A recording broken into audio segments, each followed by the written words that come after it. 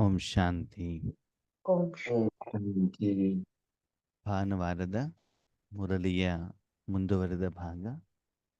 ಇವತ್ತಿನ ದಿನಾಂಕ 27/9/2025.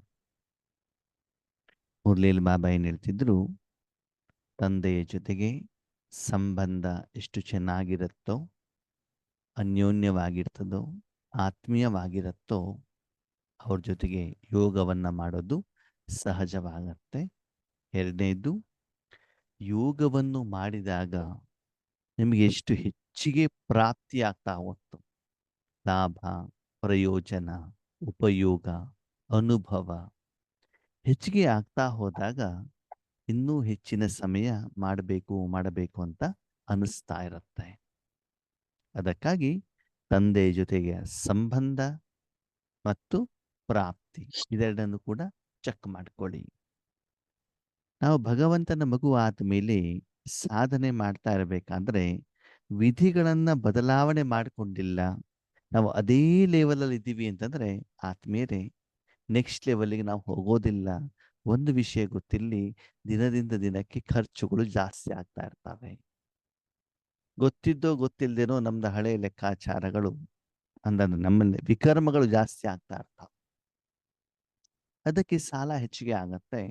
ಅದನ್ನು ಸರಿದೂಗಿಸ್ಲಿಕ್ಕೆ ನಾವೇನು ಮಾಡಬೇಕಾಗತ್ತೆ, ಜಾಬ್ ಚೇಂಜ್ ಮಾಡಬೇಕು, ಅಥವಾ ಇರುವಂತಹ ಜಾಬಲ್ಲೇ ಪ್ರಮೋಷನ್ ಇನ್ಕ್ರಿಮೆಂಟ್ ತಗೊಳ್ಬೇಕಾಗ್ತದೆ. ಆವಾಗ ಮಾತ್ರ ಆ ಖರ್ಚು ವೆಚ್ಚಗಳನ್ನು ಸರಿದೂಗಿಸ್ಲಿಕ್ಕೆ ಸಾಧ್ಯ. ಅದಕ್ಕಾಗಿ ಬಾಬಾರವರು ಏನು ಹೇಳ್ತಾರೆ, ಮಕ್ಕಳೇ, ಸೇವೆಯಲ್ಲಿ, ಸಾಧನೆಯಲ್ಲಿ, ಪುರುಷಾರ್ಥದಲ್ಲಿ, ತಪಸ್ಸಿನಲ್ಲಿ ಸಮಯದ ಅನುಸಾರ ಮುರಳಿಯ ಮುಖಾಂತರ ನಾನು ನಿಮ್ಗೆ ಏನು ವಿಧಿವಿಧಾನವನ್ನು ತಿಳಿಸ್ಕೊಡ್ತೇನೋ ಅದನ್ನು ನಿಮ್ಮದನ್ನಾಗಿ ಮಾಡಿಕೊಂಡೋದ್ರ ಮೂಲಕ ನೀವು ಸಿದ್ಧಿಯನ್ನು ಪಡೆದುಕೊಂಡಾಗ ಈಶ್ವರ ಜೀವನ ಸುಖಮಯವಾಗುತ್ತೆ. ಸರಿ, ವಿಶ್ವ ಕಲ್ಯಾಣಿಗಳಾಗಬೇಕು, ಪವಿತ್ರವಾಗಿರಬೇಕು, ಆಯುಷ್ಟಾಗಿರಬೇಕು, ಶ್ರೀಮಂತರಾಗಿರಬೇಕು, ಅದಕ್ಕೆ ಸಂಬಂಧ ಬೇಕು ಮತ್ತು ಪ್ರಾಪ್ತಿ ಬೇಕು ಅಂತ ಹೇಳಿದ್ರು. ಸರಿ, ಆದರೆ ವಿಧಿ ಏನು? ಅದನ್ನು ಯಾವ ವಿಧಿಯಲ್ಲಿ ಮಾಡೋದು? ಆ ಸಮಯದಲ್ಲಿ ಮನಬುದ್ಧಿಯನ್ನು ಎಲ್ಲಿಡಬೇಕು ಹೇಳೋದನ್ನ ಇವತ್ತಿನ ಕ್ಲಾಸ್ನಲ್ಲಿ ಬಾಬಾ ಬಹುದು ಸುಂದರವಾಗಿ, ಸ್ಪಷ್ಟವಾಗಿ ಮುಖ್ಯವಾದ ವಿಷಯವನ್ನ ತಿಳಿಸ್ತಾ ಇದ್ದಾರೆ. खजानों को जमा करने की सहज विधि भी बाप दादा ने सुनाई. जो भी अविनाशी खजाने हैं उन सभी खजानों को प्राप्त करने की विधि है बिंदी. ಎಲ್ಲ ಖಜಾನೆನ ಜಮಾ ಮಾಡ್ಕೊಳ್ಬೇಕು. ಜಮಾ ಇದ್ರೆ ಮಾತ್ರ ನೀವು ಶ್ರೀಮಂತರಾಗ್ತೀರಾ. ಶ್ರೀಮಂತರಾದ್ರೆ ಮಾತ್ರ ಬೇರೆಯವ್ರಿಗೆ ಕೊಡ್ಲಿಕ್ಕೆ ಆಗ್ತದೆ. ಬೇರೆಯವರಿಗೆ ಎಲ್ಲರಿಗೂ ಕೊಟ್ಟಾಗ ಮಾತ್ರ ವಿಶ್ವ ಕಲ್ಯಾಣಕಾರಿಗಳಾಗ್ತೀರಾ. ಆದರೆ ಜಮಾ ಮಾಡುವಂಥ ವಿಧಿ ಯಾವುದು? ಹೇಳ್ತಾರೆ ಬಿಂದು. ಏನದು ಬಿಂದು? जैसे विनाशी खजानों में भी बिंदी लगाते जाओ तो बढ़ता जाता है. ಲೌಕಿಕದಲ್ಲೂ ನೋಡಿ, ಯಾವುದೋ ಒಂದು ಸಂಖ್ಯೆ ಅಥವಾ ಅಂಕೆ ಇದೆ, 1 2 3 ಯಾವುದೋ ಒಂದು, ಅದೇ ಕಡೆ ಜೀರೋ ಹಾಕ್ತಾ ಹಾಕ್ತಾ ಹಾಕ್ತಾ ಹೋದಾಗ ಏನಾಗ್ತದೆ? 1 ಇರೋದು 10 ಆಯಿತು, 2 ಜೀರೋ ಆಗ್ತದೆ 100 ಆಯಿತು, 1000, 10,000, ಲಕ್ಷ, ದಶಲಕ್ಷ, ಕೋಟಿ ಆಗತ್ತಲ್ವಾ? ಹಾಗೆ ನೀವು ಎಷ್ಟು ಬಿಂದು ಇಡ್ತಾ ಹೋಗ್ತಿರೋ ಅಷ್ಟು ಆತ್ಮದಲ್ಲೂ ಕೂಡ ಸಂಪಾದನೆ ಆಗ್ತಾ ಇರ್ತದೆ. ಹಾಗಿದ್ರೆ ಬಿಂದು ಅಂತಂದ್ರೆ ಯಾವ ಬಿಂದು ಆತ್ಮೀಯರೇ? ಇಲ್ಲಿ ಯಾವ ಬಿಂದು ಇಡಬೇಕು?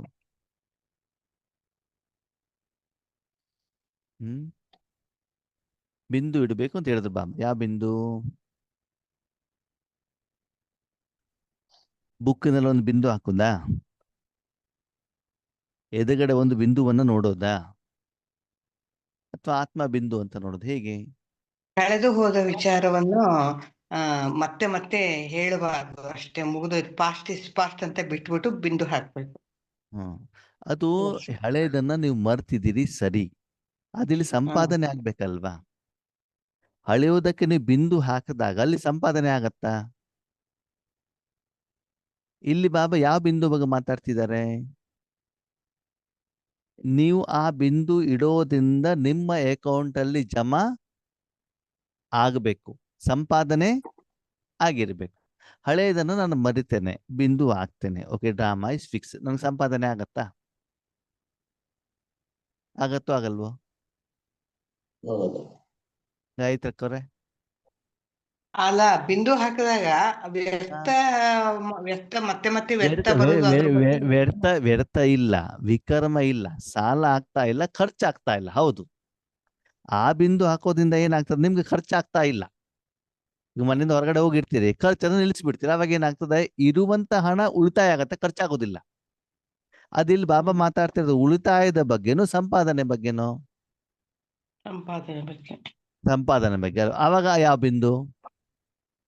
ನಿನ್ನೇನು ಬಾಬಾ ಮೊದಲು ಹೇಳಿದಲ್ವಾ, ಶಬ್ದ ಒಂದೇ ಆದ್ರೂ ಕೂಡ ಬೇರೆ ಬೇರೆ ಮುರಳಿಗಳಲ್ಲಿ ಬೇರೆ ಬೇರೆ ಉದ್ದೇಶದಿಂದ ಶಬ್ದವನ್ನು ಬಾಬಾ ಏನ್ ಮಾಡಿರ್ತಾರೆ, ಉಪಯೋಗ ಮಾಡಿರ್ತಾನೆ. ನೀವು ಹೇಳಿರೋ ಬಿಂದು ಸರಿ, ಆದ್ರೆ ಈ ಮುರಳಿಗೆ ಅದು ಅಪ್ಲೈ ಆಗೋದಿಲ್ಲ. ಅಲ್ಲಿ ನೀವು ಬಿಂದುವನ್ನು ಹಾಕಿದಾಗ ಏನಾಯ್ತು, ನಿಮ್ಮ ಏನು ಸಾಲ ಆಗ್ತಾ ಇತ್ತು, ವಿಕರ್ಮ ಆಗ್ತಾ ಇತ್ತು, ಸಾಲದ ಹೊರೆ ಆಗ್ತಾ ಇತ್ತು, ಅದೇನಾಯ್ತು, ಸ್ಟಾಪ್ ಆಯ್ತು, ಖರ್ಚು ಕಡಿಮೆ ಆಯ್ತು ಅಷ್ಟೇ. ಹಂಗಂದ್ರೆ ಸಂಪಾದನೆ ಆಗೋದಿಲ್ಲ. ಇಲ್ಲಿ ಯಾವ ಬಿಂದು? ವಿನಾಶಗಳಿಗೆ ಬಿಂದು ಇಡೋದು, ಮುಂದೆ ಮುಂದೆ ಬರೋ ವಿನಾಶಗಳು. ಮುಂದಿಂದಕ್ಕೆ ಬಿಂದು ಹೋಗುತ್ತೆ. ಅಂದ್ರೆ ಮುಂದೆ ಯಾಕೆ ಬಿಂದು ಹಾಕ್ತೀವಿ ಅಂತಂದ್ರೆ, ಏನಾಗತ್ತೋ ಅದು ಚೇಂಜ್ ಆಗೋದಿಲ್ಲ, ಏನು ಬದಲಾವಣೆ ಆಗೋದಿಲ್ಲ. ಡ್ರಾಮದ ಅನುಸಾರ ಏನ್ ನಡಿಬೇಕು ಅದು ನಡಿಬೇಕು ಅಂತ ಬಿಟ್ಟು ಏನ್ ಮಾಡ್ತೀರಿ, ತುಂಬಾ ಸಂಕಲ್ಪಗಳನ್ನ ಮಾಡೋದು, ತುಂಬಾ ಯೋಚನೆ ಮಾಡೋದು, ಹಾಗಾಗ್ಬೇಕು, ಹೀಗಾಗ್ಬೇಕು, ಹಾಗಾದ ಒಳ್ಳೇದಿತ್ತು, ಹೀಗಿದ ಒಳ್ಳೇದಿತ್ತು ಅಂತ ಬಿಟ್ಟು ಅದರ ಬಗ್ಗೆ ಬಿಂದುವನ್ನು ಹಾಕ್ತೀರಾ. ಸರಿ, ಅದರಲ್ಲಿ ಸಂಪಾದನೆ ಆಗತ್ತಾ? ಆಗತ್ತಾ? ನಿನ್ನೆದು ಯೋಚನೆ ಮಾಡಿಲ್ಲ, ಭವಿಷ್ಯದ್ದು ಯೋಚನೆ ಮಾಡಿಲ್ಲ, ಒಪ್ಕೋಣ. ಪಾಸ್ಟ್ ಇಲ್ಲ, ಫ್ಯೂಚರ್ ಇಲ್ಲ, ಸಂಪಾದನೆ ಆಗತ್ತಾ? ಆಗತ್ತೋ ಇಲ್ಲೋ ಉತ್ತರ ಹೇಳಿ. ಆಗಲ್ಲ. ಆಗಲ್ಲ. ಸಂಪಾದನೆ ಮಾಡ್ಲಿಕ್ಕೆ ಏನ್ ಮಾಡ್ಬೇಕು? ಪರಮಾತ್ಮ ಬಿಂದು ಅವನಲ್ಲಿ ಇದ್ ಬಿಡ್ಬೇಕು, ಆಗ ಸಂಪಾದನೆ ಆಗುತ್ತೆ. ಓಕೆ, ಬೆಳ್ತಾರೆ 3 ಬಿಂದು ಹಾಕಿ. ಎಷ್ಟು ಬಿಂದು ಅಂತೆ? 3 ಬಿಂದು. ಯಾವ್ದದು? ತಂದೆನ ಬಿಂದು. ಬಿಂದು ಡ್ರಾಮಾ. ಮೊದ್ಲು ನಾನು ಆತ್ಮ ಬಿಂದು, ಎರಡನೇದು ಡ್ರಾಮಾ. ಬಾಬಾ ಬಿಂದು, ಎರಡನೇದು ಬಾಬಾ ಬಿಂದು, ಮೂರನೇದು ಮೂರನೇದು ಡ್ರಾಮಾ ಬಿಂದು. ಮೊದಲು ಆತ್ಮ ಬಿಂದು, ಎರಡನೇದು ಬಾಬಾ ಬಿಂದು, ಬಾಬಾ ಬಿಂದು, ಮೂರನೇದು ಡ್ರಾಮಾ. ಡ್ರಾಮಾ. ಓಕೆ, ಆತ್ಮ ಬಿಂದು ಅಂತಂದ್ರೆ ಏನು? ಆತ್ಮ ಬಿಂದು ಪ್ರಕೃತಿ ನಡುವೆ ಇದ್ದೇನೆ, ಅವಿನಾಶಿ ಆಗಿದ್ದೇನೆ, ಅಜರ ಆಗಿದ್ದೇನೆ, ಅಮರನಾಗಿದ್ದೇನೆ ಅಂತ ಬಿಂದುನಾ? ಇಲ್ಲ, ಆತ್ಮ ಬಿಂದು ಅಂತಂದ್ರೆ ಏನು? ಆತ್ಮದ ಸ್ಫೂರ್ತಿಯಲ್ಲಿ ಆತ್ಮ ಬಿಂದು ಅಂತಂದ್ರೆ ನೀವು ಒಂದು ಚೈತನ್ಯ ಶಕ್ತಿ ಅಷ್ಟೇ. ಅಷ್ಟು ಬಿಟ್ಟು ಮನಸ್ಸನ್ನ ಬೇರೆ ಎಲ್ಲೂ ಕೂಡ ಏನಾಗಬಾರ್ದು, ಕಳಿಸ್ಬಾರ್ದು. ನೀವು ಏನು ಒಂದು ಯಾರು ಶಕ್ತಿ. ಈಗ ನೀವು ಮನೆಯಲ್ಲಿ ಇದ್ದೀರಾ ಅಂತ ತಿಳ್ಕೊಳ್ಳಿ, ನೀವು ಯಾರು? ನಿಮ್ಮ ಶರೀರದ ಮನೆಯಲ್ಲಿ ನೀವು ಒಬ್ಬರೇ ಇದ್ದೀರಿ ಅಂತ ತಿಳ್ಕೊಳ್ಳಿ. ನಿಮ್ಮಲ್ಲಿ ಅಣ್ಣ, ತಮ್ಮ, ಚಿಕ್ಕಪ್ಪ, ದೊಡ್ಡಪ್ಪ, ಅಪ್ಪ, ಅಮ್ಮ ಯಾರಿಲ್ಲ, ನೀವು ಒಬ್ಬರಿದ್ದ, ನೀವು ಯಾರು? ಒಬ್ಬರೇ. ಆ ಒಂದು ಶಕ್ತಿ ಒಬ್ಬರೇ. ಆಧ್ಯಾತ್ಮಿಕತೆ ಬಿಟ್ಟು ಬಿಡಿ, ಸ್ಥೂಲವಾಗಿ ನಿಮ್ಮ ಮನೆಯಲ್ಲಿದ್ದಾಗ ನೀವು ಯಾರು?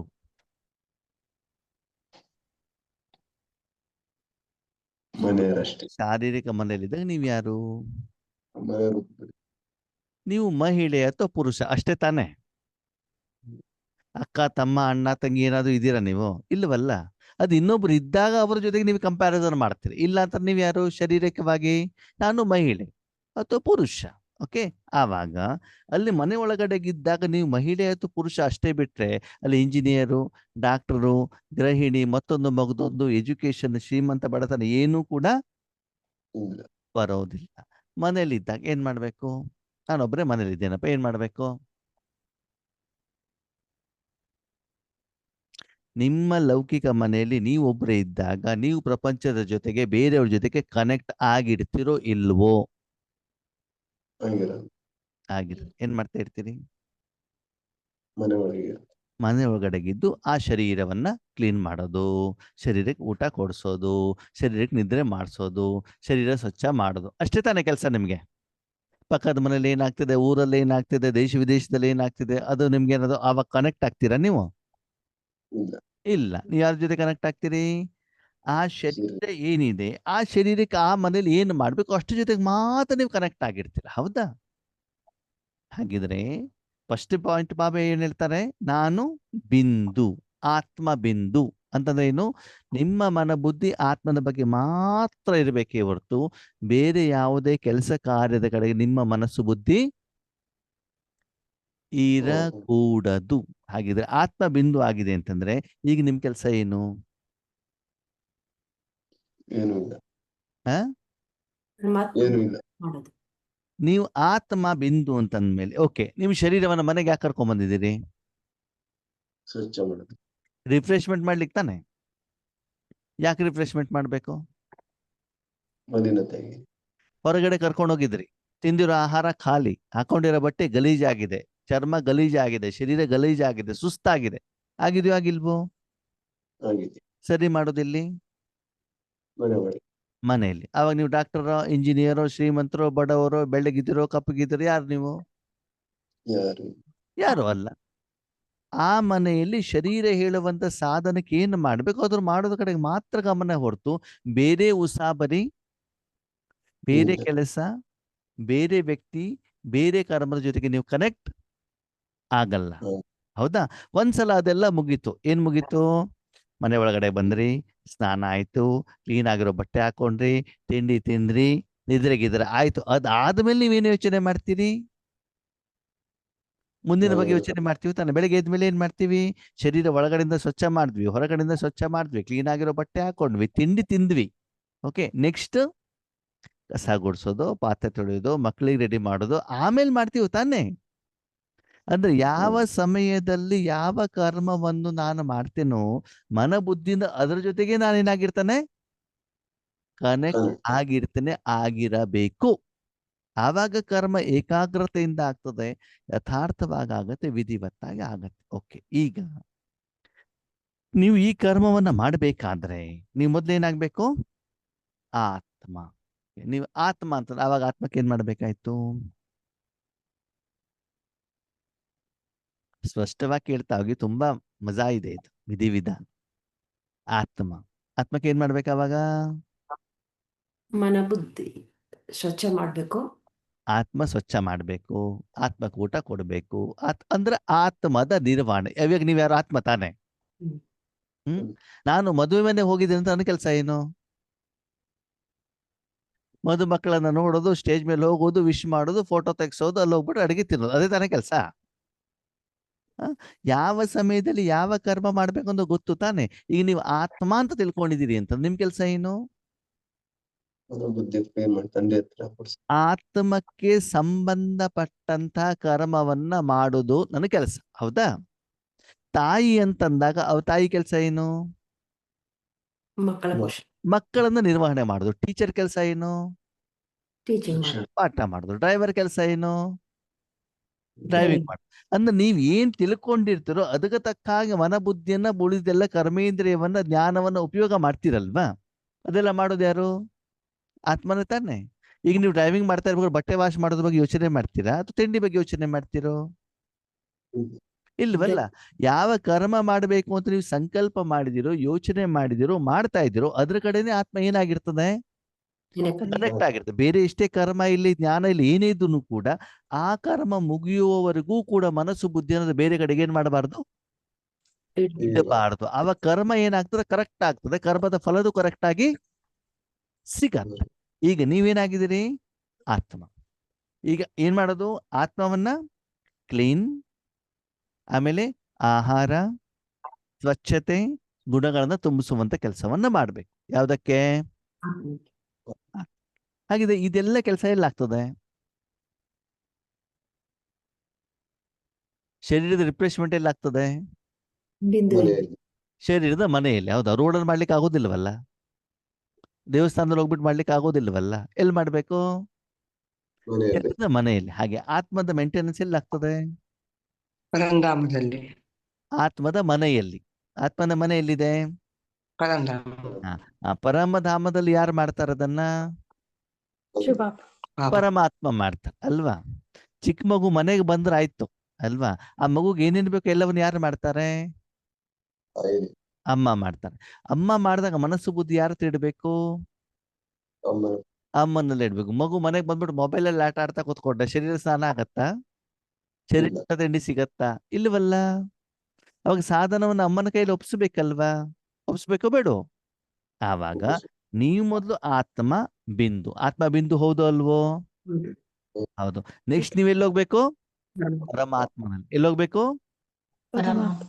ಬಾಬಾ ಇಷ್ಟು ಸುಂದರವಾದ ಮಾತು ಹೇಳಿದ್ರು ಅಂತಂದ್ರೆ, ನಿಮಗೆ 3 ಲೋಕದ ಜ್ಞಾನ ಇದ್ರೂನು ಕೂಡ ನೀವು 3 ಲೋಕದ ಯಾರ ಜೊತೆ ಕೂಡ ಕನೆಕ್ಟ್ ಆಗಬಾರ್ದು. ನೀನ್ ಯಾರು?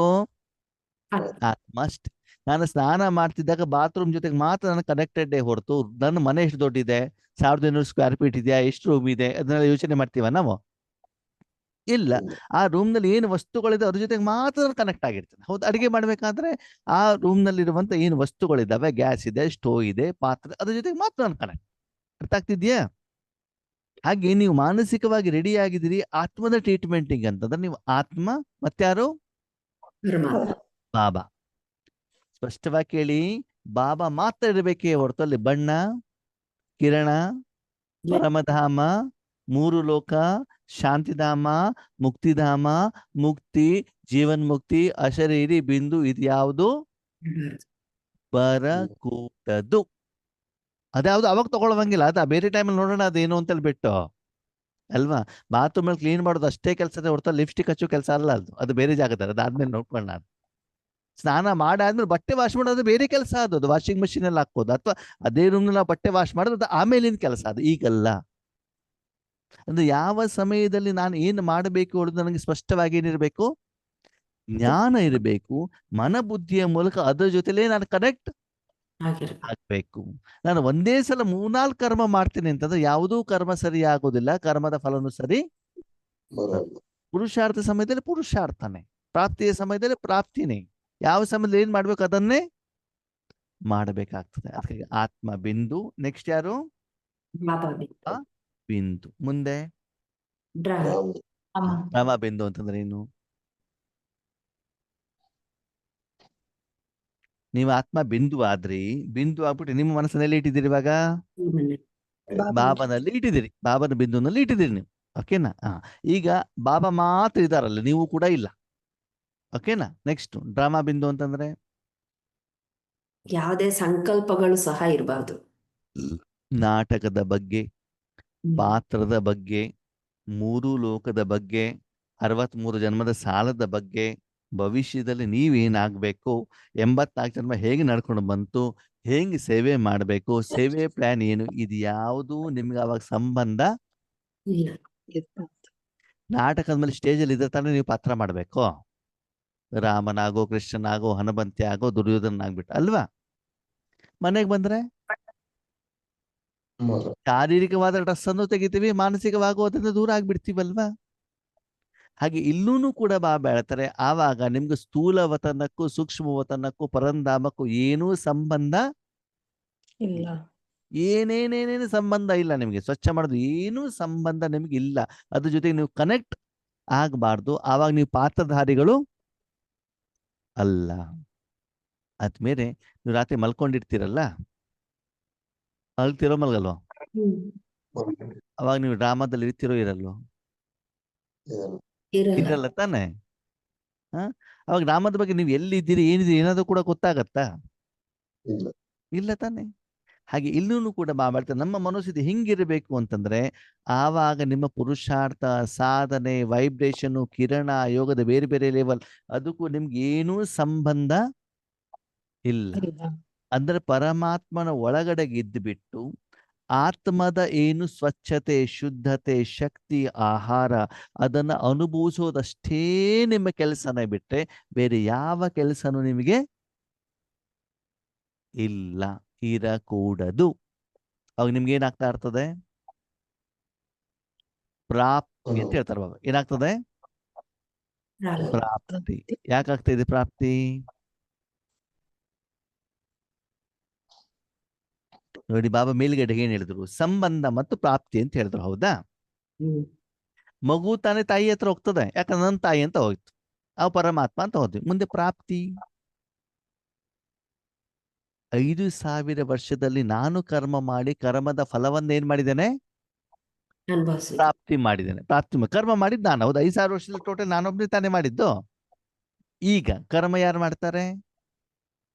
ಆತ್ಮ. ಬಾಬಾ ಬಾಬಾ ಮಾಡ್ತಾರೆ. ಕರ್ಮ ಇವಾಗ ಸಣ್ಣ ಮಗು ತಾಯಿ ಮಡಿಲಲ್ಲಿದ್ದಾರೆ, ಆ ಮಗುವಿನ ಶರೀರದ ಮೇಲೆ ಕರ್ಮ ಯಾರು ಮಾಡ್ತಾರೆ? ತಾಯಿ ಮಾಡಿ ತಾಯಿ. ಪ್ರಾಪ್ತಿ ಯಾರಿಗೆ ಸಿಗ್ತದೆ?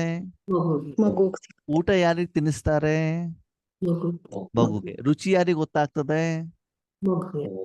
ಮಗು ತಿನ್ಸೋದು ಯಾರು? ಹ್ಮ್. ಅಮ್ಮ. ರುಚಿ ಗೊತ್ತಾಗೋದು ಯಾರಿಗೆ? ಹ್ಮ್. ಪುರುಷಾರ್ಥ ಮತ್ತೆ ಕರ್ಮ ಮಾಡಿದ್ಯಾರು? ತಾಯಿ. ತಾಯಿ. ಪ್ರಾಪ್ತಿಯಾಗಿದ್ದು ಯಾರಿಗೆ? ಹಾ ಅವರು ಸ್ನಾನ ಮಾಡಿಸ್ತಾರೋ, ಯಾವ ಡ್ರೆಸ್ ಹಾಕ್ತಾರೋ, ಮೊದಲು ತಿಂಡಿ ತಿನ್ನಿಸ್ತಾರೋ, ಅದೆಲ್ಲ ಜವಾಬ್ದಾರಿ ಯಾರ್ದು? ಅಮ್ಮಂದು. ಅಮ್ಮಂದು. ಮಗುವಿನ ಕೆಲಸ ಏನು? ಊಟ ಮಾಡಿ ತನ್ನ ಶರೀರದ ಮೇಲೆ ಅಮ್ಮ ಏನೇನು ಕರ್ಮ ಮಾಡ್ತಿದ್ರ ಆ ಕರ್ಮದ ಫಲವನ್ನ ಅನುಭವಿಸೋದಷ್ಟೇ ಮಗುವಿನ ಕೆಲಸ. ಹೀಗೆ ಮಾಡು, ಹಾಗ ಮಾಡು, ಅದು ಮೊದಲು ಮಾಡು, ಇದು ಮೊದಲು ಮಾಡು ಅಂತ ಬಿಟ್ಟು ಮಗು ತಾಯಿಗೆ ಡೈರೆಕ್ಷನ್ ಕೊಡುವ ಹಾಗೆ ಇಲ್ಲ. ಇಲ್ಲ. ಅವಾಗಲ್ಲಿ ಯಾರ್ಯಾರಿದ್ದಾರೆ? ಅಮ್ಮ ಮಗು. ಅಮ್ಮ ಮಗು ಇಬ್ಬರೇ ಅಲ್ವಾ? ಅಮ್ಮ ಮಗುವಿನ ಮೇಲೆ ಏನು ಮಾಡ್ತಿದ್ದಾರೆ, ಆವಾಗ ಆ ಮಗು ಏನು ಮಾಡ್ಬೇಕಂತ ಯೋಚನೆನೂ ಮಾಡವಂಗಿಲ್ಲ. ಅದಕ್ಕೆ ಬಾಬಾ ಹೇಳ್ತಾರೆ ಪರಂಧಾಮದ ಸ್ಟೇಜ್ ಯಾವುದು? ನಿಸ್ಸಂಕಲ್ಪ ಸ್ಥಿತಿ. ಯಾಕಂದ್ರೆ ಅಲ್ಲಿ ಏನು ಮಾಡ್ಬೇಕು ಅಂತ ಬಿಟ್ಟು ಆತ್ಮ ಸಂಕಲ್ಪ ಮಾಡಬೇಕಾದಂತ ಅನಿವಾರ್ಯತೆ ಅವಶ್ಯಕತೆ ಇಲ್ಲ ಅಂತ ಬಾಬಾ ಹೇಳಿದ್ರು ಕೂಡ ನಾವೇನ್ ಮಾಡ್ತಾ ಇರ್ತೀವಿ? ಮಾಡ್ತಾ ಇದ್ದೆ. ಸಂಕಲ್ಪ ಮಾಡ್ತಾರೆ. ಸಂಕಲ್ಪ ಮಾಡ್ತಾ ಇದ್ದಾಗ ಭಗವಂತ ನಿಮ್ಮ ಮೇಲೆ ಕೊಟ್ಟಿರುವಂತ ಟ್ರೀಟ್ಮೆಂಟಿನ ಸುಖದ ಅನುಭವ ನಿಮಗೆ ಆಗಲ್ಲ. ಆಗುವುದಿಲ್ಲ. ನೀವು ಕಿರಣ ನೋಡ್ತಾ ಇದ್ರೆ, ವಿಶ್ವ ನೋಡ್ತಾ ಇದ್ರೆ, ಅಮ್ಮ ಹಿಂಗ್ ಹಿಡ್ಕೊಂಡಿದಾರಲ್ಲ ಆಲಿಂಗನ, ಅದರ ಸುಖದ ಅನುಭವ ನಿಮಗೆ ಆಗುವುದಿಲ್ಲ. ಅವಾಗ ನಿಮಗೂ ಡ್ರಾಮಕ್ಕೂ ಏನು ಸಂಬಂಧ ಇಲ್ಲ. ಅರ್ಥ ಆಯ್ತಾ? ಮನಸ್ಸು ಯಾರಲ್ಲಿದೆ? ಬಾಬನ. ಅದಕ್ಕೆ ಬಾಬಾ ಹೇಳ್ತಾರೆ ಆ ಕರ್ಮ ಮುಗಿಯುವವರೆಗೂ ಏನ್ ಹೇಳಿ? ಬಿಂದು. ಯಾವ್ದಕ್ಕೆ? ಯಾವ್ದಕ್ಕೆ? ನಾಮಕ್ಕೆ. ಒಂದ್ಸಲ ಶರೀರವನ್ನ ತಗೊಂಡೋಗ್ಬಿಟ್ಟು ಸ್ನಾನದ ರೂಮಿಗೆ ಒಳಗಡೆ ಇಟ್ಟ ಮೇಲೆ ಹೊರಗಡೆ ಬರೋವರೆಗೂ ಕಸ ಗುಡಿಸೋದು, ಪಾತ್ರೆ ತೊಳೆಯೋದು, ಅಡಿಗೆ ಮಾಡೋದು, ಫೋನಲ್ಲಿ ಮಾತಾಡೋದು, ಮನೆಯವ್ರ ಹತ್ರ ಮಾತಾಡೋದು ಎಲ್ಲ ಏನಾಗಿರ್ತದೆ? ಬಂದ ಸ್ಟಾಪ್. ಈ ಕರ್ಮ ಮುಗಿಯೋರ್ಗು ಸ್ಟಾಪ್ ತಾನೆ. ಅದು ಯಾವಾಗ ಆರಂಭ ಆಗತ್ತೆ? ಯಾವಾಗ ಆ ಪ್ರೊಸೆಸ್ ಯಾವ್ದು ಶರೀರನ ಸ್ವಚ್ಛ ಮಾಡ್ಬಿಟ್ಟು ನಾನು ಬಟ್ಟೆ ಧರಿಸ್ಬಿಟ್ಟು ಹೊರಗಡೆ ಬರ್ತೇನೋ ಅವಾಗ ಉಳಿದೆಲ್ಲ ಏನಾಗತ್ತೆ? ಸೇರ್ಕೊಳತ್ತೆ. ಅರ್ಥ ಆಗ್ತಿದೆ ಇವಾಗ ಇಲ್ಲಿ? ಅವಾಗ ಪ್ರಶ್ನೆ ಮಾಡ್ತಾರೆ, ಸರಿ ಡ್ರಾಮಾ ಬಿಂದು ಅಂತ ಹಾಕೋಣ, ನಾನು ವಿಶ್ವ ಕಲ್ಯಾಣ ಮಾಡ್ಬೇಕೋ ಬೇಡವೋ? ಸರ್ವಶಕ್ತಿಗಳನ್ನು ಕೊಡ್ಬೇಕೋ ಬೇಡವೋ?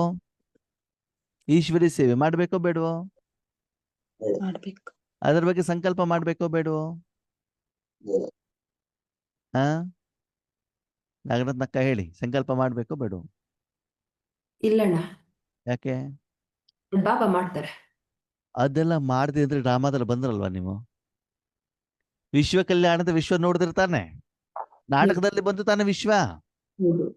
ಸರ್ವಶಕ್ತಿ ಯಾರಿಗೆ ಕೊಡ್ತಿದ್ರಿ ನೀವು? ಆತ್ಮಗಳಿಗೆ ಕೊಡ್ತಿದ್ರಿ. ಅವಾಗ ನೀವು ಯಾವ್ದಲ್ಲಿ ಬಂದ್ರಿ? ಡ್ರಾಮಾದಲ್ಲಿ ಬಂದ್ರಲ್ವಾ? ಡ್ರಾಮಾದಲ್ಲಿ ಬರ್ಬೇಕು ಅಂತ ಹೇಳಿದಾರ, ಬರಬಾರ್ದು ಅಂತ ಹೇಳಿದಾರ ಬಾಬಾ?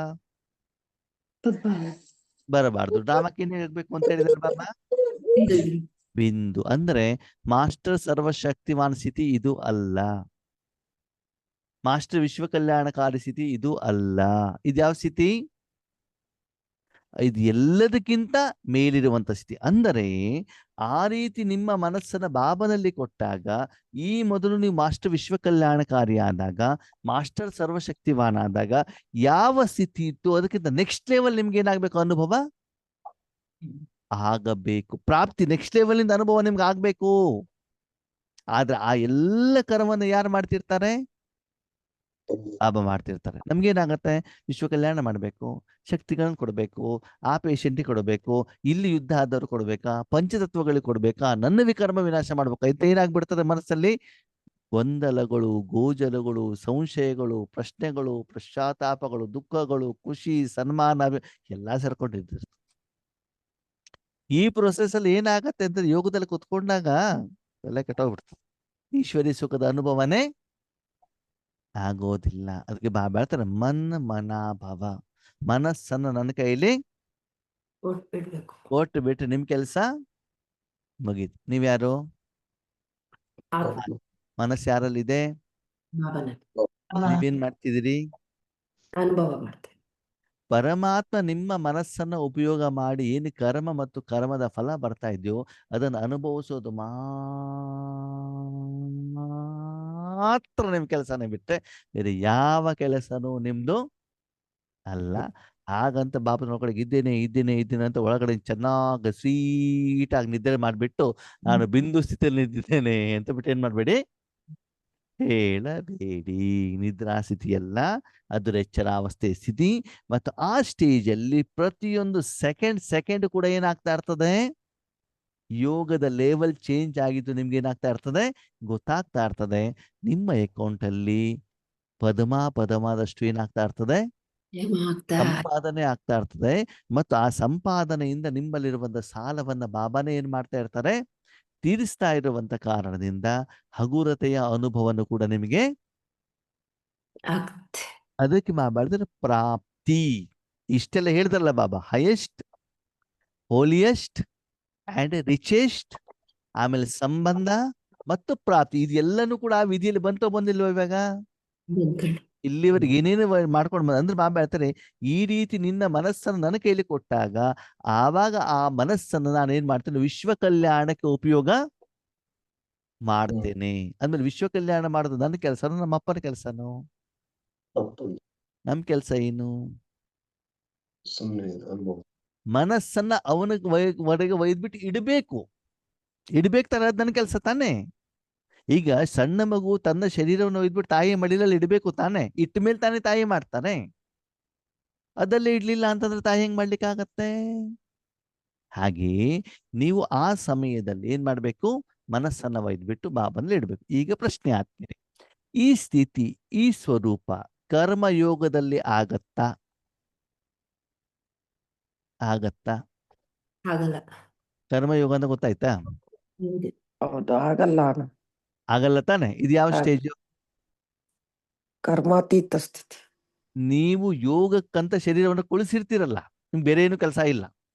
ಅದು ಅಮೃತ ವೇಳೆಯಲ್ಲಾದ್ರೂ ಕುಳಿಸಿ, ನುಮಾಶಾಮದಲ್ಲಿ ಕುಳಿಸಿ, ಟ್ರಾಫಿಕ್ ಕಂಟ್ರೋಲ್ ಎಲ್ಲಾದ್ರೂ ಕುಳಿಸಿ, ಯೋಗಕ್ಕಂತನೇ ನಿರ್ಣಯವನ್ನ ಮಾಡಿ ಶರೀರವನ್ನ ಯಾವಾಗ ಕುಳಿಸಿದ್ರು ಆವಾಗ ನಿಮ್ಮ ಮನ ಬುದ್ಧಿಯನ್ನ ಏನ್ ಮಾಡ್ಬೇಕಾಗ್ತದೆ, ಈ ರೀತಿ ಇಡಬೇಕಾಗ್ತದೆ.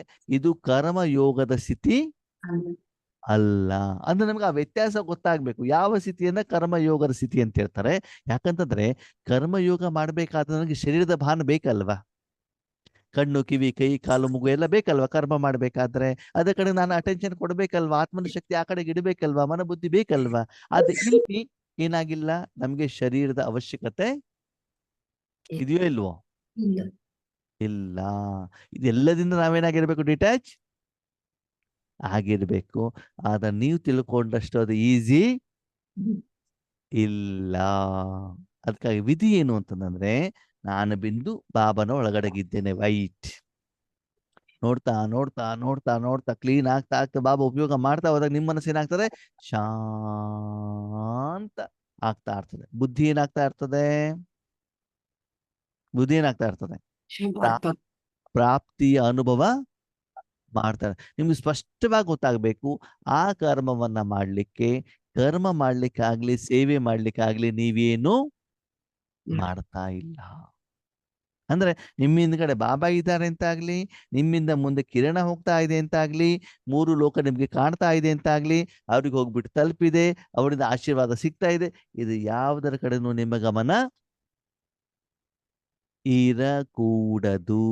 ಅಂದಮೇಲೆ ಈ ರೀತಿ ಮಾಡ್ತಾ ಹೋದಾಗ ಆದ್ಮೇಲೆ ರಾಜಯೋಗದಲ್ಲೇ ದಿನದಿಂದ ದಿನಕ್ಕೆ ಸಹಜ ಆಗ್ತದೋ ಆಗಲ್ವೋ? ಆಗತ್ತೆ ತಾನೆ. ಇದನ್ನೇ ಬಾಬಾ ಮುರಳಿಲಿ ಹೇಳ್ತಾ ಇರುವಂತ, ನೀವು ಮಾಡ್ತಾ ಇರುವಂತ ರಾಜಯೋಗವನ್ನ ದಿನದಿಂದ ದಿನಕ್ಕೆ ಏನ್ ಮಾಡ್ತಿದ್ದೇನೆ, ಸಹಜ ಅಲ್ವಾ? ಮೊದ್ಲು ಯಾರಿಗಾದ್ರೂ ಒಬ್ಬರಿಗೆ ಹಣ ಕೊಡ್ಬೇಕು ಅಂತ ಏನ್ ಮಾಡ್ತಿದ್ವಿ? ಯಾರಿಗೊಬ್ರಿಗೆ ಹಣ ಕೊಡ್ಬೇಕಪ್ಪ, ಏನ್ ಮಾಡೋದು? ಸ್ನೇಹಿತರಿಗೋ, ಪರಿಚಯದವರಿಗೋ, ಮಕ್ಕಳಿಗೋ, ಯಾರಿಗೋ ಒಂದು ಹಣ ಕೊಡ್ಬೇಕು. ಏನ್ ಮಾಡ್ಬೇಕು? ನಮ್ಮ ಹತ್ರ ಇರುತ್ತೆ ಸ್ವಲ್ಪ ಕೊಡೋದು. ಸ್ವಲ್ಪ ಕೊಡೋದು. ಅಲ್ಲಿ ಹೋಗಿ ಹೆಂಗೆ ಕೊಡ್ಬೇಕು ಅಂತ ನಾನು ಕೇಳಿದ್ದು, ಎಷ್ಟು ಕೊಡ್ತೀರಾ ಅಂತ ಕೇಳಲಿಲ್ಲ. ಅವ್ರಿಗೆ ಹೆಂಗ್ ತಲುಪಿಸ್ತೀರಿ? ನಮ್ಮ ಹತ್ರ ಇರೋದನ್ನ ಅವ್ರಿಗೆ ಕೊಡ್ತೀವಿ. ಹೇಗೆ ತಲುಪಿಸ್ತೀರಿ? ಅವ್ರಿಗೆ ತಲುಪಿಸೋದು ಹೆಂಗೆ? ಒಂದು 50 ವರ್ಷದ ಮೊದಲು ಯಾರಿಗಾದ್ರೂ ಹಣ ಕೊಡ್ಬೇಕಂತ ಹೆಂಗೆ ತಲುಪಿಸ್ತಾ ಇದ್ರಿ? ಅವ್ರನ್ನ ಭೇಟಿ ಮಾಡ್ತಾ ಇದ್ರೆ ಪರ್ಸನಲ್ ಹೋಗ್ಬಿಟ್ಟು ಕೊಡ್ಬೇಕು, ಹೌದಾ? ಇಲ್ಲ ನೀವು ಹೋಗ್ಬಿಟ್ಟು ಪೋಸ್ಟ್ ಆಫೀಸಲ್ಲಿ ಮನಿ ಆರ್ಡರ್ ಮಾಡ್ಬೇಕು. ವಾರನೋ ತಿಂಗಳಾದ್ಮೇಲೆ ಅವ್ರಿಗೆ ಹೋಗ್ಬಿಟ್ಟು ತಲುಪೋದು, ಹೌದಾ? ಆಮೇಲೆ ಏನ್ ಬಂತು?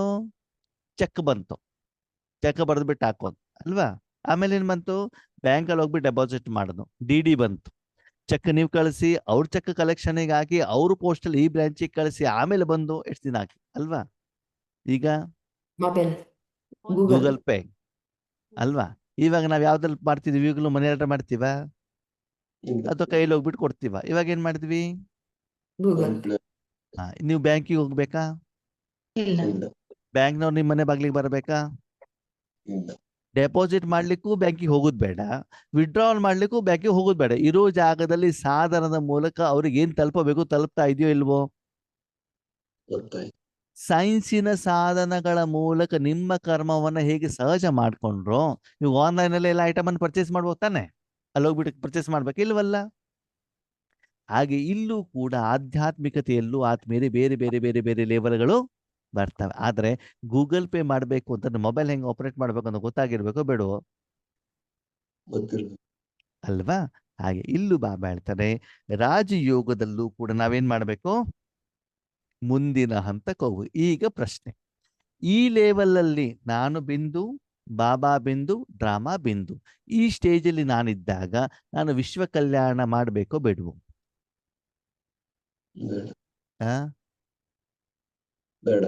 ಆ ಸಂಕಲ್ಪ, ಸ್ಥಿತಿಯ ಸ್ವರೂಪದ ಕಡೆ ನಾನು ಗಮನ ಕೊಡಬೇಕು, ಕೊಡಬಾರ್ದು? ಇದಿಷ್ಟು ಮಾಡ್ಬಿಟ್ಟೆ ತನ್ನಿಂತಾನೆ ವಿಶ್ವ ಕಲ್ಯಾಣ ಆಗ್ತಾ ಇರ್ತದೆ. ಎಲ್ಲಾ ಶಕ್ತಿಗಳು ಹೊರಗಡೆಗೆ ಹೋಗ್ತಾ ಇರ್ತವೆ, ನಮಗೆ ಅನುಭವ ಆಗ್ತಾ ಇರ್ತದೆ. ಅನುಭವದಲ್ಲಿ ಗೊತ್ತಾಗ್ತದೆ ನಮ್ಗೆ. ಅಂತಂದ್ರೆ ಇಷ್ಟು ಸೆಕೆಂಡಿನ ಕಾಲ, ಇಷ್ಟು ನಿಮಿಷದ ಕಾಲ ನಿಮ್ಮ ಮನಬುದ್ಧಿಯನ್ನ ಪರಮಾತ್ಮನ ಕೈಯಲ್ಲಿ ಇಟ್ಟಾಗ ಯಾವುದು ಕಡಿಮೆ ಸಮಯದಲ್ಲಿ ಹೆಚ್ಚಿನ ಪ್ರಾಪ್ತಿಯ ಅನುಭವ ಆಗತ್ತೆ ಅಂತ ನಿಮ್ಗೇನಾಗ್ಬೇಕು? ಗೊತ್ತಾಗ್ಬೇಕು. ನಿಮ್ಮ ಶರೀರವನ್ನ OPD ಟ್ರೀಟ್ಮೆಂಟ್ ಕೊಟ್ರೆ ಎಷ್ಟು ಬೇಗ ಗುಣ ಆಗತ್ತೆ, ಅದನ್ನು ಅಡ್ಮಿಟ್ ಮಾಡಿದ್ರೆ ಎಷ್ಟು ಬೇಗ ಗುಣವಾಗತ್ತೆ, ICU ನಲ್ಲಿ ಇಟ್ಟರೆ ಎಷ್ಟು ಬೇಗ ಗುಣ ಆಗತ್ತೆ, ಆಪರೇಷನ್ ಲೆವೆಲ್ ಅಲ್ಲಿ ಇಟ್ಟರೆ ಎಷ್ಟು ಬೇಗ ಗುಣ ಆಗತ್ತೆ, ನಮ್ಗೆ ಗೊತ್ತಾಗ್ಬೇಕು ತಾನೆ? ಅಂದ್ರೆ ಅಷ್ಟು ಸಮಯ ನಾನು ಆ ಶರೀರ ಹೇಳುವಂತ ಸಾಧನವನ್ನು ಯಾರ ಕೈಯಲ್ಲಿ ಕೊಡ್ಬೇಕಾಗ್ತದೆ? ಡಾಕ್ಟರ್ ಕೈಯಲ್ಲಿ ಕೊಡಬೇಕಾಗತ್ತೆ. ಹಾಗೆ ಇಲ್ಲಿ ಮನಸ್ಸನ್ನು ಕೂಡ ಸಮಯದ ಅನುಸಾರದಲ್ಲಿ ಯಾರ ಕೈಯಲ್ಲಿ ಕೊಡ್ಬೇಕಂತೆ? ಕೊಡಬೇಕು ಬಾಬನಿಗೆ. ಅದಕ್ಕೆ ಬಾಬಾ ವಿಧಿ ಏನ್ ಹೇಳಿದ್ರು? ಆತ್ಮ ಬಿಂದಿ, ಬಾಪ ಬಿಂದಿ और ಡ್ರಾಮಾ ಬಿಂದಿ. ಓಕೆ, ಏನು ನಡೆದೋಯ್ತು ಅದಕ್ಕೂ ಬಿಂದು ಹಾಕಿ, ಭವಿಷ್ಯಕ್ಕೂ ಬಿಂದು ಹಾಕಿ, ವರ್ತಮಾನಕ್ಕೂ ಬಿಂದು. ಪೂರ್ತಿ ಡ್ರಾಮಾಗೆ ಏನಾಗ್ಬೇಕು? ಬಿಂದು. ಎಲ್ಲಿವರೆಗೆ? ಎಲ್ಲಿವರೆಗೆ? ವಿಶ್ವ ಕಲ್ಯಾಣ. ನೀವು ಆ ಯೋಗ ಮುಗಿಸುವವರೆಗೆ ಮಾತ್ರ. ಯೋಗ ಮುಗಿಸುವವರೆಗೆ ಮಾತ್ರ. ಮುಗಿದ ಮೇಲೆ ಮತ್ತೆ ವಾಪಸ್ ಡ್ರಾಮಾ, ನಾಟಕ, ಕರ್ಮದ ಲೆಕ್ಕಾಚಾರ, ಪಾತ್ರ, ಸಂಬಂಧ, ಅಣ್ಣ ತಮ್ಮ, ಚಿಕ್ಕಪ್ಪ ದೊಡ್ಡಪ್ಪ ಎಲ್ಲ ಬರ್ತದೆ. ಬರ್ತದೋ ಬರಲ್ವೋ? ಆ ಸಮಯದಲ್ಲಿ ಕರ್ಮ ಮಾಡ್ಬೇಕಾದ್ರೆ ಮಾತ್ರ ಡ್ರಾಮಾದಿಂದ ನೀವೇನಾಗಿರ್ತೀರಿ? ಭಿನ್ನವಾಗಿರ್ತೀರಾ.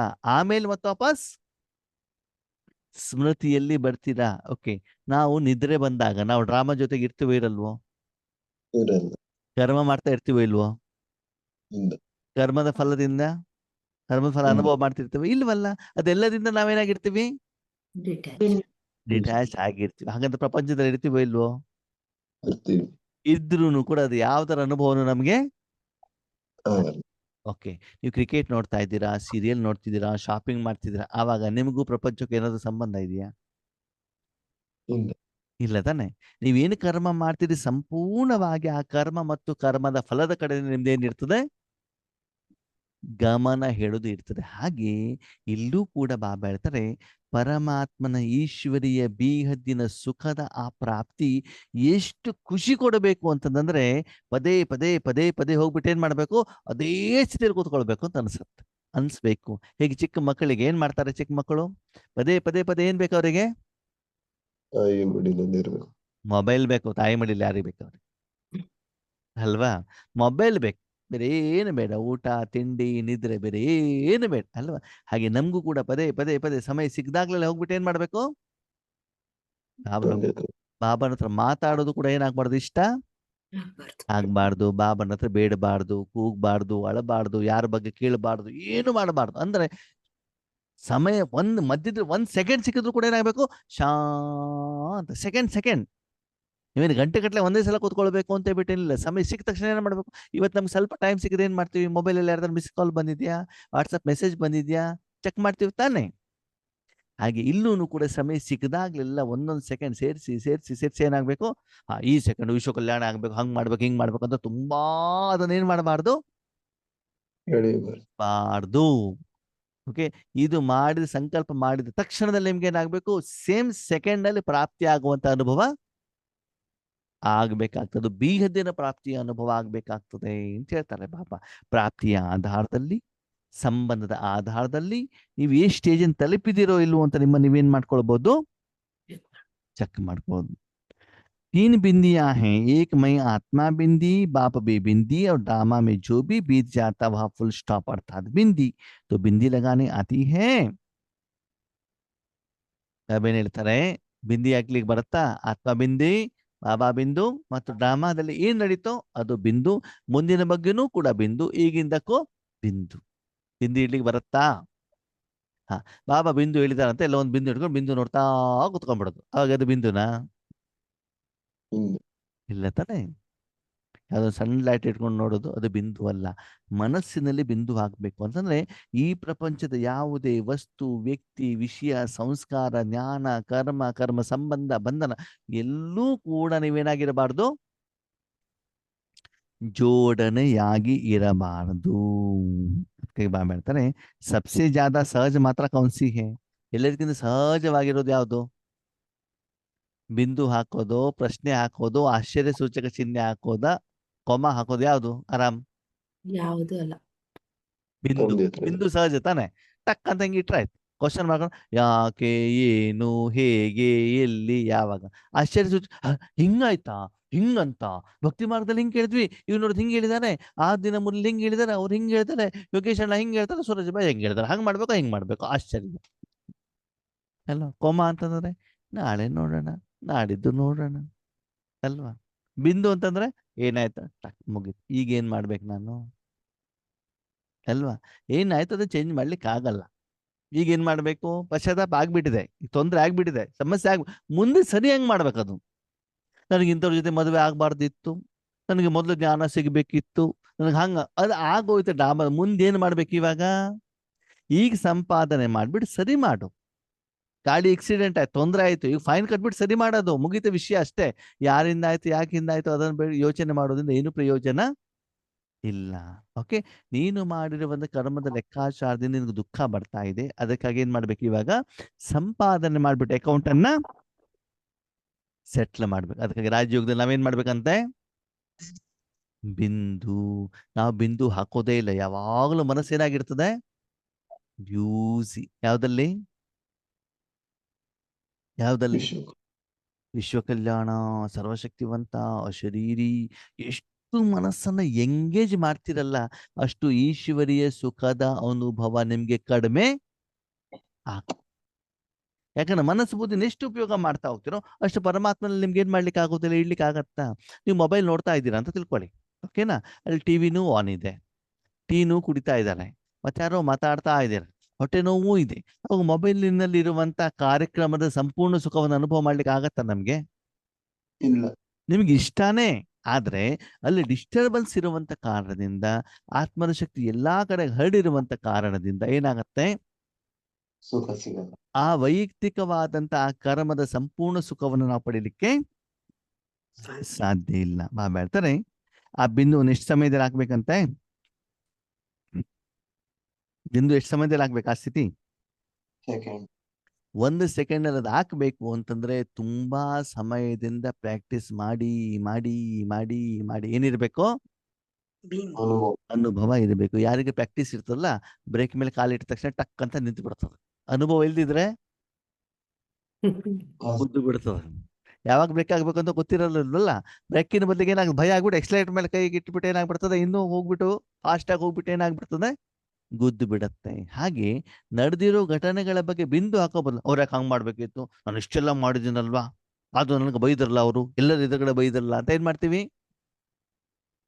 ಯಾಕೆ, ಏನು, ಹೇಗೆ, ಎಲ್ಲಿ, ಯಾವಾಗ ಅಂತ ಪ್ರಶ್ನೆಗಳ ಒಂದು ದೊಡ್ಡದಾದಂತ ಕ್ಯೂ ಅನ್ನೇ ನಮ್ಮ ಮನಸ್ಸಿನಲ್ಲಿ ನಿಲ್ಲಿಸಿ ಬಿಡ್ತೀವಿ. ಅದಕ್ಕಾಗಿ ಬಾಬಾ ಹೇಳ್ತಾರೆ, ಆ 1 ಸೆಕೆಂಡ್ ನಿಮ್ಗೆ ಏನ್ ಮಾಡ್ಬೇಕು, ಅಷ್ಟು ಖುಷಿಯನ್ನ ಕೊಡ್ಬೇಕು. ಎಷ್ಟು ಖುಷಿ ಕೊಡ್ಬೇಕಂತೆ, ಇದು ಮಾಪನ. ಈ ಡ್ರಿಂಕ್ಸ್ ಮಾಡೋರಿಗೆ ಬೆಳಗಿಂದ ಸಾಯಂಕಾಲ ಕೆಲಸ ಮಾಡ್ಬಿಟ್ಟು ಒಂದು ಪೆಗ್ ಏರ್ಸಿ ಬಿಟ್ರೆ ಬೆಳಗಿನ ಸುಸ್ತೆಲ್ಲ ಏನಾಗ್ಬಿಡ್ತದಂತೆ, ಹೊರಟೋಗ್ಬಿಡು. ನಾನು ಕೇಳಿದ್ದೇನೆ, ನನಗೆ ಅನುಭವ ಇಲ್ಲ, ಮತ್ತೆ ಅನುಭವ ಇದೆ ಅಂತ ಕೇಳ್ಬಿಟ್ಟಿರ.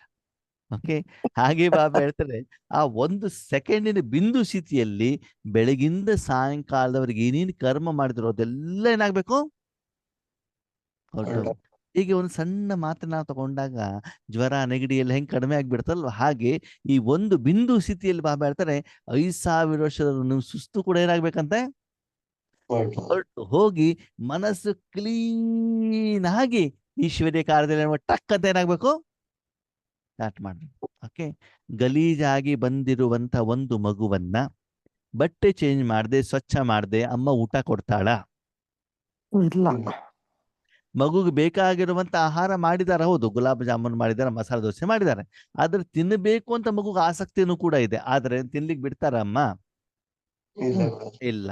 ಏನ್ ಹೇಳ್ತಾರೆ, ಸ್ವಚ್ಛ ಕ್ಲೀನ್ ಮಾಡ್ಕೊಂಡು ಆಮೇಲೆ ತಾನೆ. ಅದೇ ಮಗು ಕ್ಲೀನ್ ಆಗಿದ್ರೆ ಟಕ್ ಅಂತ ಒಂದ್ಬಿಟ್ಟು ಮಸಾಲೆ ದೋಸೆ ತಿನ್ಬೋದಲ್ವಾ? ಹಾಗೆ ಬಾಬಾ ಹೇಳ್ತಾರೆ, ನಿನ್ನ ಮನಸ್ಸಿನಲ್ಲಿರುವಂತ ಕೊಳೆ ಇದೆಯಲ್ಲ, ಕ್ಲೀನ್ ಆಗ್ಲಿಕ್ಕೆ ಎಷ್ಟೊತ್ತು ಬೇಕಂತೆ, 1 ಸೆಕೆಂಡ್. 1 ಸೆಕೆಂಡ್ ಎಲ್ಲ ಕ್ಲೀನ್ ಆಗ್ಬಿಟ್ಟು ನೆಕ್ಸ್ಟ್ ಯೋಗದ ಲೆವೆಲ್ ನಿನಗೆ ಏನಾಗ್ಬೇಕು, ಅನುಭವ ಆಗ್ಲಿಕ್ಕೆ ಸ್ಟಾರ್ಟ್ ಆಗ್ಬೇಕು, ಕರೆಕ್ಟ್ ಆಗಿ ಬಿಡಬೇಕು. ಮತ್ ನೀನು ಆ ಮನಸ್ಸಿನಲ್ಲಿ ಎಷ್ಟು ನೀವು ಕೊಳೆಯನ್ನ ಇಟ್ಟಿದೆಯೋ ಅಷ್ಟೇನಾಗ್ತಾ ಹೋಗ್ತದೆ, ಕ್ಲೀನ್ ಮಾಡ್ಲಿಕ್ಕೆ ಟೈಮ್ ಹಿಡಿಯತ್ತೆ. ಮತ್ತು ಸಂಪೂರ್ಣವಾಗಿ ಮನಸ್ಸನ್ನು ಸಮರ್ಪಣೆ ಮಾಡಿಲ್ಲ ಅಂತಂದ್ರೆ ಸಂಪೂರ್ಣವಾಗಿ ನಾನು ಕ್ಲೀನ್ ಮಾಡ್ಲಿಕ್ಕೆ ಆಗೋದಿಲ್ಲ. ಯಾರು?